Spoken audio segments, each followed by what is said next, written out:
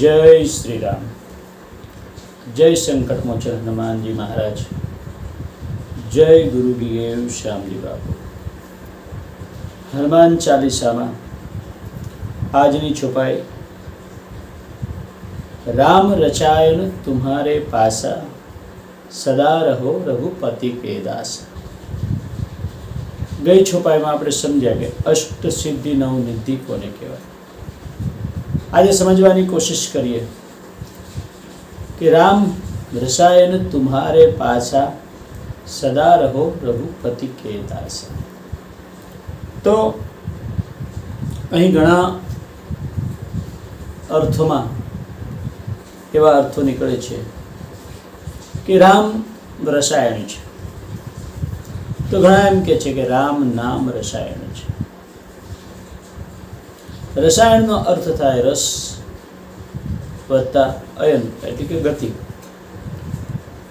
અથવા તો વાહન। એકમેકના પૂરક વાક્ય છે। એટલે રામ રસ છે એ વાત પણ આપણે સમજીએ છીએ કે મીઠાને આપણે રામ રસ કહીએ છીએ। ખાસ કરીને આપણે કાઠિયાવાડીઓ કે મીઠા વગર બધું જ અધૂરું છે। નમક, મીઠું એટલે નમક, નમક વગર બધું અધૂરું છે। નમક વગરનું શાક હોય, બધું જ નાખ્યું હોય પણ મીઠું ન નાખ્યું હોય, નમક ન નાખ્યું હોય તો ન ભાવે। એમ રામ નામ પણ એક રસ। રસ એટલે પ્રાણ થાય, જે પ્રાણ પૂરનારું છે, જીવનને ગતિ આપનારું છે। કોઈ રસાયણ નામ જ એના ઉપરથી પડી છે કે તમે ખેતીમાં કોઈ રસાયણ ખાતર નાખો કે ભાઈ ખેતીમાં રસ આવે, ખેતી વધારે ઉપજ આપે એવી થાય, કેવું ખાતર બનાવ્યું છે એટલે રસાયણ। એટલે રામ છે એ રસાયણ છે, પ્રાણ આપનારું। એટલે જ્યાં રામનું ચરિત્ર છે, રામનું જીવન છે, અને રામ નામ પણ રસાયણ છે। ઘણા લેખોએ ઘણી બધી એમને વિસ્તાર કર્યો છે, સમજાવવાની કોશિશ કરી છે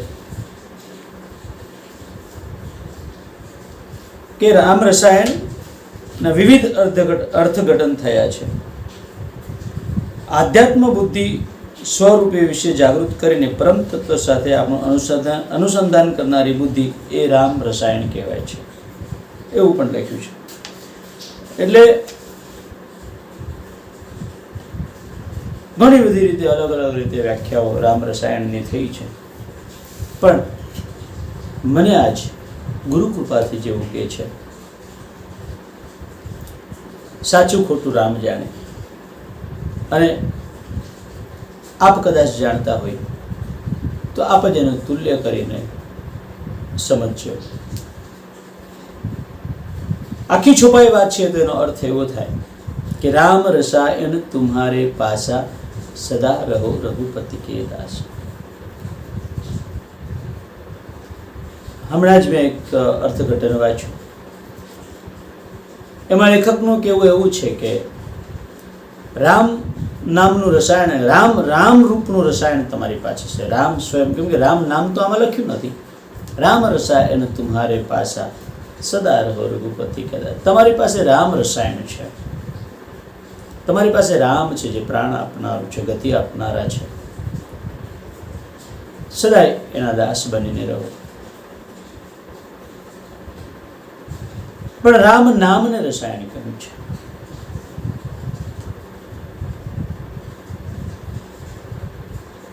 કઈ પણ તો પણ બરાબર જ છે કે આપની પાસે રામ નામનું રસાયણ છે, આપ રઘુપતિના દાસ બનીને રહો। પણ મને જે ઉગે છે, મને જે મહેસૂસ થાય છે, મને જે પ્રેરણા થાય છે,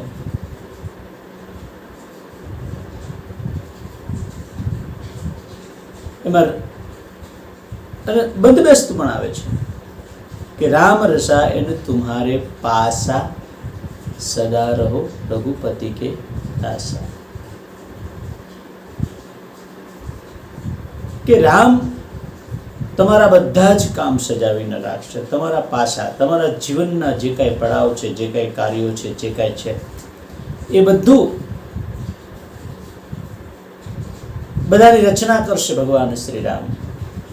તમારે ક્યારે શું કરવાનું છે, કયા કાર્યો કરવાના છે, કેવી રીતે કરવાના છે, એ બધી જ વ્યવસ્થા રામ કરે છે.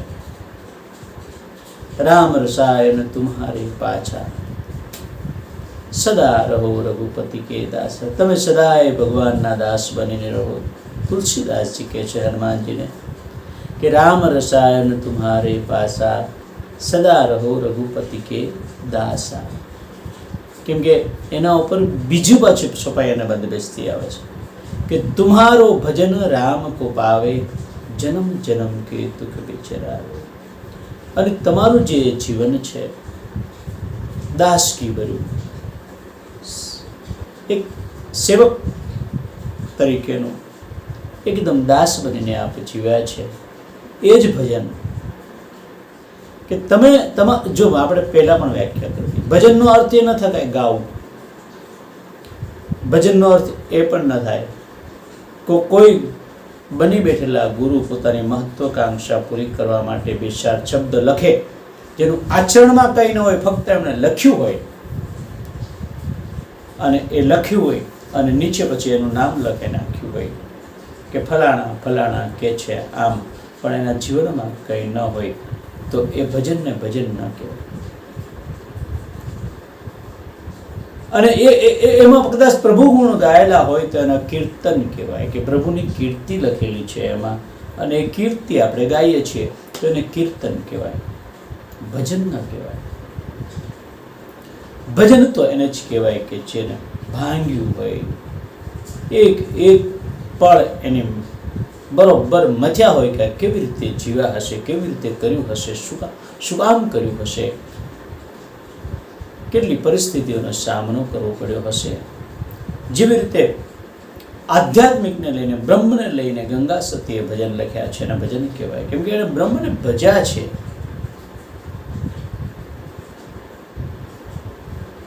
એને બરોબર આ સૃષ્ટિની ના બંધારણને સમજ્યા છે. એટલે એને ગાયું છે કે વીજળીના ચમકારે મોતીડા પુરોહિલ. એટલે એને કહ્યું છે કે વચનથી મોટું કોઈ નથી. એટલે એને કહ્યું કે રાજા જનકે પેગડામાં પગ ઘાલ્યો. એટલે એને કહ્યું છે કે નિંદા અને સ્તુતિ એક સમાન છે. એટલે એને કહ્યું છે કે ધડ મૂકીને આવો મેદાનમાં, પછી તમને રમાડું 52ની બાર. એ 52ને બરાબર સમજ્યા છે. એમ હનુમાનજીનું જીવન જો સમજાઈ જાય, હનુમાનજીનું જીવન સમજ્યા પછી એના પગલે પગલે જે ચલાય એ ભજન થાય. આપણે ભજન એટલે પીએચડી કરે છે લોકો, લગભગ એને પીએચડી જ કહેવાય, કે કોઈના રિસર્ચ કરે કોઈના જીવન ઉપર, રિસર્ચ કર્યા પછી એના ઉપર ચાલુ, એનું નામ ભજન કર્યું કહેવાય. એટલે હનુમાનજીનું ભજન કોઈ જો કરે, તુમ્હારો ભજન રામ કો ભાવે, પાવે જન્મ જન્મ કે દુઃખ બિછરાવે. અને જો એવું જીવન કરી નાખે, જ્યાં જેવી જરૂર છે એવું જીવી જવાનું. દાસત્વ ભાવ તો એનો, સખા ભાવ તો એનો. અંજની માટે જન્મતા વેત એને જે ચમત્કાર બતાવ્યા છે, એને જે કાર્યો કર્યા છે એને સમજીએ. વાલી સત્યનો સાથ આપી સુગ્રીવ સાથે મિત્રતા કરી, વિભીષણ સાથેનો એનો વાર્તાલાપ, વિભીષણને મંત્ર આપ્યો, સમુદ્ર પાર કરવાનું એની જે રીત, સૂક્ષ્મ રૂપ ધરી સિંહ દિખાવા, માતા સીતા પાસે જઈને એને ઓળખાણ આપવાની એની જે કળા,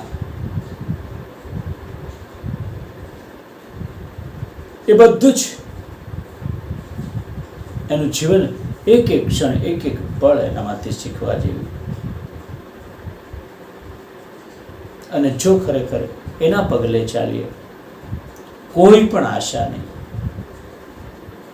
ફક્ત ને ફક્ત દાસત્વ ભાવ, સખા ભાવ, કર્મ ભાવ, કર્મ ખાલી બસ પ્રભુ પ્રત્યે, પ્રભુની ચરણાગતિમાં, સત્યની સાથે. જો હનુમાનજીનું ભજન ભાવી જાય, આવડી જાય, તો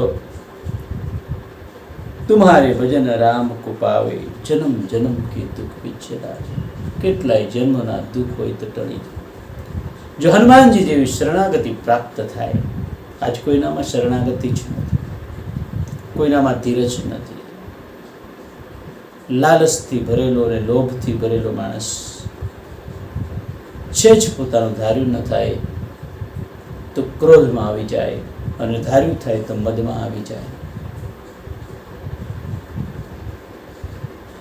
એટલે જો હનુમાનજીનું ભજન થાય તો જન્મ જન્મના દુઃખ ભૂલાઈ જાય. તુમ્હારો ભજન રામ કો પાવે, તો રામ મળી જાય બાપ, રામ મળી જાય. અંતકાલ રઘુબરપુર જાય, જહાં જન્મ હરિભક્ત કહાય. અને પછી અંત સમયમાં એના બે અર્થ થાય. અંતકાલ રઘુબરપુર જાય, જહાં જન્મ હરિભક્ત કહાય. એક તો મર્યા પછી રઘુબરપુર જાય, એટલે કે કોઈ આ સાત્વિક લોકમાં જઈએ, એટલે બીજે કઈ લોક ખબર નથી મને હોય કે નહીં, અહીંયા જ બીજો જન્મ એવી જગ્યાએ આવે કે જ્યાં સત્યનિષ્ઠ માણસો રહેતા હોય. જે ઘરમાં આપણો જન્મ થાય તે ઘર ભગવાન શ્રી રામની ઉપાસના કરતું હોય, બ્રાહ્મણનું ઘર હોય કે સાધુનું ઘર હોય કે કોઈ પંડિતનું ઘર હોય કે કોઈ સજ્જનનું ઘર હોય.